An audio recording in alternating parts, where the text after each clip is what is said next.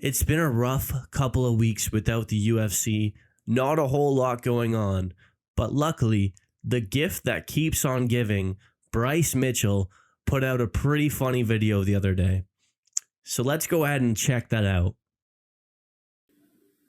I very vividly remember just a year ago, the entire world calling me a racist, a bigot, an inbred imbecile, because I wanted to talk about the history of World War II.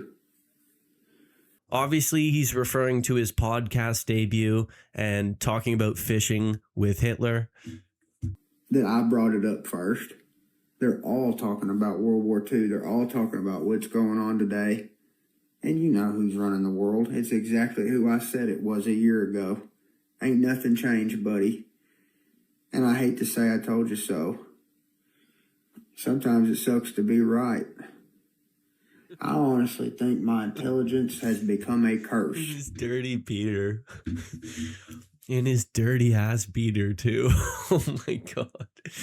Yeah, you heard it from the man himself. His intelligence has become a curse. And I totally can relate to this. I think me and Bryce both are probably just ahead of our time. And cursed with our intelligence. You're not the only one cursed with knowledge. Let's get on to the next bit of news. Robert Whitaker wants to move up to light heavyweight for his next fight, and I see a lot of fans' reactions saying this is a bad idea. So let's just go through a couple here. I love Rob, but he's going to get ran over at 205. Same as Luke, maybe worse. Much worse, I think. What challenge does he pose to somebody like Roundtree, who is solid technically? Rob's a little slower now. He's probably going to get slumped by a much bigger Johnny Walker up there in a comical but sad fight. Okay, so obviously Rob is going to be pretty small for light heavyweight. He originally fought at 170 pounds at the beginning of his career. He's only 6 feet tall. He's definitely going to have that disadvantage in size. But I have to disagree with a lot of the people here. I think this is a great move for his career. I think it's his only move. He's had 2 tough losses in a row, one to Hamzat, obviously, and the other to Rainer de Ritter, who just got fraud checked recently. So that has not aged well at all. He's 35 years old, and we've seen historically that older fighters have a better chance at the heavier weight classes. But the biggest thing for me is looking at the 2 divisions rankings.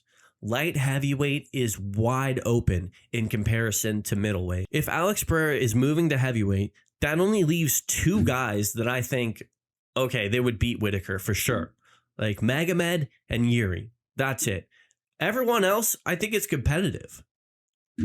You're telling me he can't beat Jamal Hill? You're telling me he can't beat a 45-year-old Jan Blachowicz? Like, sure, obviously they got power and there's a better chance of them knocking him out, but he's going to be really quick in this division. And finally, we got Chase Damore coming out and saying that there was a rematch clause in his contract with Andrew Tate. Let's check it out. Yeah, so, I mean, like, basically, it was a 2-fight deal. Like, there is a rematch clause in there, but he kind of can call the rematch. It's not a rematch clause. It's only a rematch clause if I win. So technically, I do have a rematch with him. So this is pretty interesting. It means that Andrew Tate is most likely going to come back and give it another go. And I'm actually one of the guys who was saying he would definitely win. Chase didn't surprise me at all. He looked like his normal self, who's just not a good boxer. But yeah, it was mainly Tate, who looks like he didn't train for this fight somehow. I don't know. So theoretically, if he comes back, quits the darts, and works on his cardio, he should be able to win this rematch. But I am not betting on this guy anymore. I have no idea what that performance was, but I would be interested in watching the rematch. Thanks for watching this news update. If you liked the video, please like the video and subscribe.